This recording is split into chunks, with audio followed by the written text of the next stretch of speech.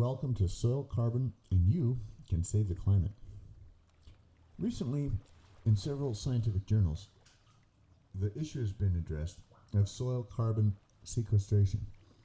It seems that our methods of measuring the amount of carbon in soils has been inadequate, and the role of soil microorganisms in carbon sequestration and nutrient cycling have been quite underestimated.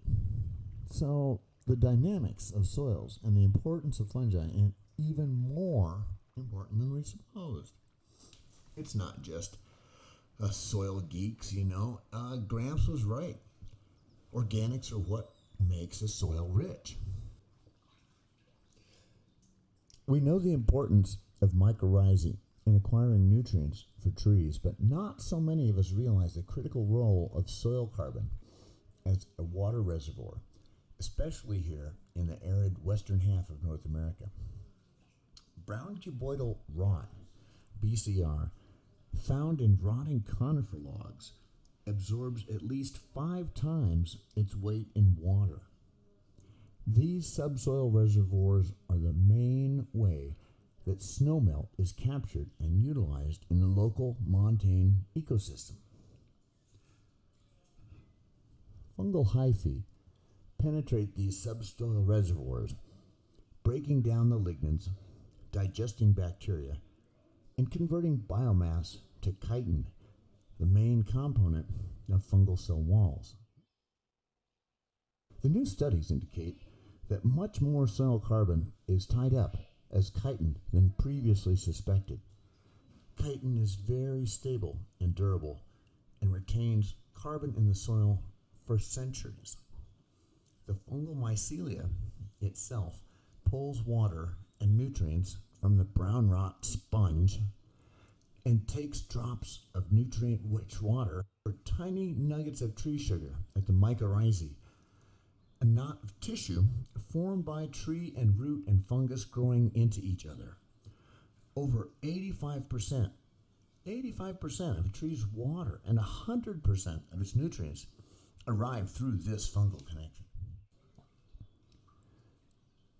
Having now observed the immense capacity of these soil organisms to sequester carbon, what are we going to do about it? Perhaps by outlawing the practice of slash pile burning after logging operations and mandating that prescribed amounts of coarse woody debris be burned, chipped, or inoculated with fungi. Buried? Fungi selected on the basis of their ability to produce an edible mushroom, their ability to produce water retaining brown cuboidal rot, and their value to wildlife now offer a way out of our wildfire crisis. The U.S. Forest Service estimates that at minimum 360, upper estimate 700 million tons of carbon dioxide are put into the air annually. 7 million tons. We're closing on 1 billion tons. And we're talking like approaching 1/7 of all the, registered carbon dioxide emissions. So I once mentioned to the University of Montana Dean School of Forestry that some 2/3 of the biomass in the forest was sequestered and metabolized. Even in a fire-dependent ecosystem, I reminded him, most of the organic material remained in the soil, not burned off as fuels. And he looked at me, he said, I don't know, Larry. He says, I think it's closer to 80%.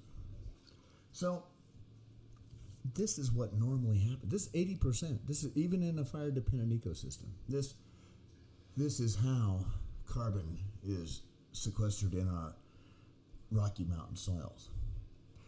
Our native ecosystems rely upon the presence of brown cuboidal rot in the soils. Late in the game, forest managers are recognizing importance as well, but long-held views of wood as fuel distort the debate and obscure the role of wood as a key moisture-retaining component of our montane soils. The act of burning wood is efficient to start with. Flaring off water molecules present in the wood absorbs a large amount of the energy released by the combustion process. This vaporized water and carbon dioxide then enters the atmosphere and leaves western Montana, Colorado, for somewhere downwind, down the Mississippi. Contrast that with buried wood. The act of burning wood is inefficient to start with. Flaring off the water molecules present in wood absorbs a large amount of the energy released by the combustion process. This vaporized water and carbon dioxide then enters the atmosphere and leaves western Montana or western Colorado for somewhere downwind. Contrast that with buried wood, which has a half-life in the soil of several years, during which it will retain and supply moisture, yielding a net gain of moisture to the local environment when it is gone. Virtually all the energy and nutrients released by metabolism will be used by the local ecosystem. A good percentage of the carbon will remain as soil. I recently taught a section at a permaculture class, and they were all excited about hugelkultur, a novel way to provide plants with moisture without irrigating by burying a wood pile under your garden or planting a garden and basically planting your garden atop your wood pile. In this case, the rotting logs do what rotting logs do. They absorb and create moisture as they're broken down by the fungi. Hugelkultur is one example of how natural processes can and should be employed in our forest management practices. Another familiar example of this for all you naturalists, you foresters, and ecologists is the notion of a nurse log that supports and sustains young seedlings. This ghost of a tree that lies on the forest floor provides habitat for insects and fungi and bacteria as well. And even after a forest fire has gone through an area, you'll see that the brown cuboidal rot, this same nurse log tree, remains there unburned, even though trees nearby have been incinerated. Soil carbon could be the carbon sink that allows us to sequester enough carbon out of the atmosphere to balance our massive fossil fuel footprint. But we must review and revise the way we manage soil, because now we're in the process of losing soil carbon, not sequestering it, on a landscape level. By classifying all organic material as fuels, we lose sight of its primary purpose in the ecosystem, which is not fuel, but a sponge. Why is soil carbon important again? Soil carbon, often in the form of brown rot, is the crumbly cuboidal stuff all over when a rotten log goes soft. It absorbs about 5 times its weight in water. Gravel, the other component of our mountain soils, absorbs no water. Soil carbon is the sponge that keeps water in the ecosystem. Now, many forested areas of the Western Rockies are anomalies in that they support forests which currently would not be supported by the amount of precipitation they receive. These forests thrive by merit of the fossil water represented in soils that historically were feet or even meters deep with brown cuboidal rot. Even in the driest of summers, I can take a class out to the old growth forest and squeeze a shot glass of water out of a handful of brown cuboidal rot, still soggy from the winter snowmelt. Yet this irreplaceable resource is being eroded and burned away, and with it goes our best defense against wildfire. Well, now let's take a look at soil and coal and the history of fungi. Many of you have already heard me tell the story of coal in lectures over the last couple of years, and will share my delight in reading about recent research and publications that support this emerging viewpoint, notably by David Hibbett of Clark University, and recent scientific article by David yellow. The story of coal begins over 300 million years ago at the beginning of the appropriately named Carboniferous period. You paleontologists will recall the further distinction into the Mississippian and the Pennsylvanian eras during this time. At the beginning of the Carbonaceous period, the ancestors of vascular plants and the ancestors of fungi were locked in a balance of creation and destruction. The many complex materials that plants created by photosynthesis, the fungi and bacteria of the day could break down everything with their site-specific enzymes and feed on. For example, cellulose. A single cellulase enzyme can unzip a chain of cellulose into its edible sugar parts right away with nothing else. Then, in a geologic instant, an ancestor of modern conifers and cycads managed to synthesize an intercellular glue we now call lignin, and nothing has been the same since. Lignin is familiar to most of us as a component of the sticky rosin in conifer trees, and people have puzzled over it and utilized it for centuries. Unlike the thread-like cellulose molecule, which is made up of thousands of sugar molecules chained together using the same bond, lignin is a hodgepodge of ring compounds, odd chemical bonds, and hydrophobic molecules.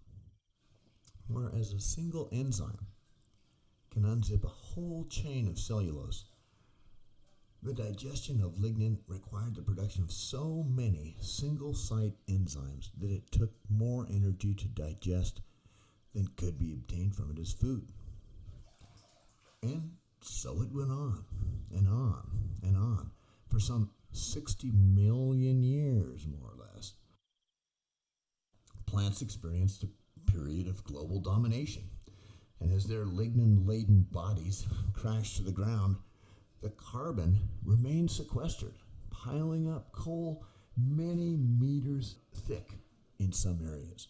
Tremendous amounts of oxygen were liberated as carbon dioxide was reduced to lignin and free oxygen, and at this time, levels of oxygen in the atmosphere reached all-time high of like 35%. We're talking like 17, now half that, right? Or so. So all this free oxygen had an effect. Insects, even with their poor gas exchange apparatus, achieved enormous proportions. Vertebrates got large and carnivores got efficient.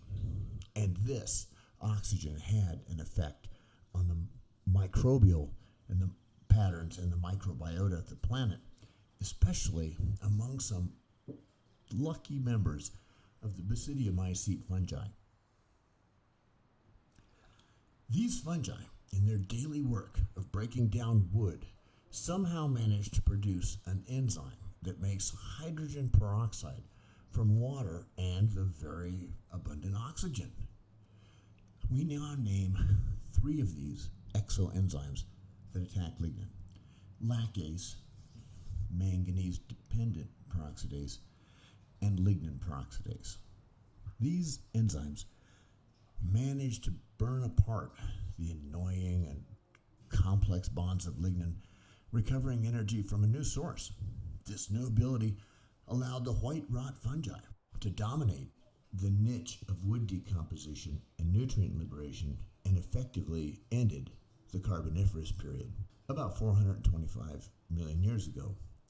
Today, their descendants, spread across dozens of genera and 7 continents, continue to do the same digestion.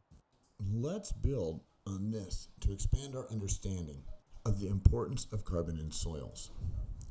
Terrestrial soil is the largest sink for carbon on our planet, vastly exceeding both the oceans and the atmosphere in carbon contained or sequestered there. Recent studies from the Smithsonian Institute show that the carbon sequestered in ectomycorrhizal ecosystems think pine trees and their fungal partner swillis, is much greater than the carbon sequestered in ecosystems dominated by other types of VA or vesicular arbuscular mycorrhizal fungi. Think orchids and legumes, things like that. And this should affect the way that we manage these ecosystems. Because of their efficient system of harvesting nutrients from decaying vegetation, ectomycorrhizal fungi leave behind lots of carbon, but virtually no nitrogen, phosphorus, potassium, or other biologically interesting molecules. Vesicular arbuscular fungi, on the other hand, utilize different nutrient gathering techniques, resulting in more nutrients and bacteria left in the soil, and more glomalins, less overall carbon sequestered in its reduced form. Of course, many of you are now in cringe mode, knowing that this is when we start in on the need to reform our current forestry practices and eliminate /pile burning and address fuels reduction with metabolism rather than incineration. We need to place a much higher value on the presence of soil organic matter in our Rocky Mountain neighborhood, or face an ecosystem collapse analogous to that of the Dust Bowl in the 1930s, because we have removed too much material from the soil side of the carbon cycle. By letting our topsoil blow away or erode away or burn away, we reduce the remaining soil's ability to hold moisture. While it's all well and good that people voluntarily do the right thing, it's important that we incentivize carbon sequestration. We cannot continue to survive in a system where burning stuff is rewarding and burying stuff is not. The current administrative rhetoric of fuels reduction needs to be replaced with the notion of don't burn it, bury it.